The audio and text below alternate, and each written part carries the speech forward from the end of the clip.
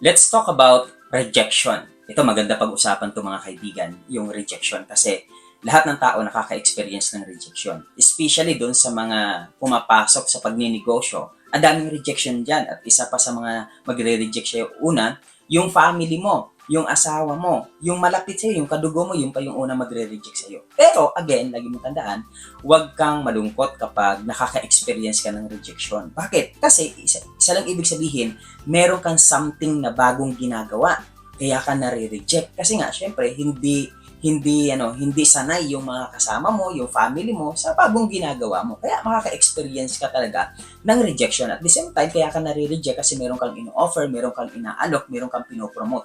Kaya mai-experience mo yung tinatawag na rejection. Parang sa mall, di ba? Hindi naman lahat ng pumapasok sa mall bumibili. Ang iba nagsi-CR lang, iba nagpapalamig lang. So, rejection din yun sa mall. Ngayon, ano bang naitutulong ng rejection sa buhay natin? Actually guys, malaking tulong ang rejection sa buhay natin. Anong unang tulong na maibibigay sa atin? Dito ay ma-encourage ka, di ba? Mamomotivate ka. Di ba pag may nagre-reject sa'yo, mas nanggigigil ka? Tama yung pinasok ko.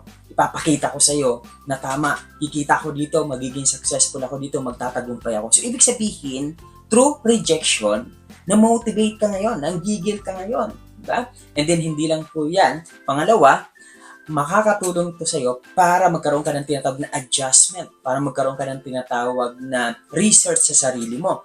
Magkakaroon ka ngayon ng adjustment at sasabihin mo na, bakit kaya hindi ako tinanggap? Bakit kaya na-reject ako? Ano kaya yung kulang sa akin?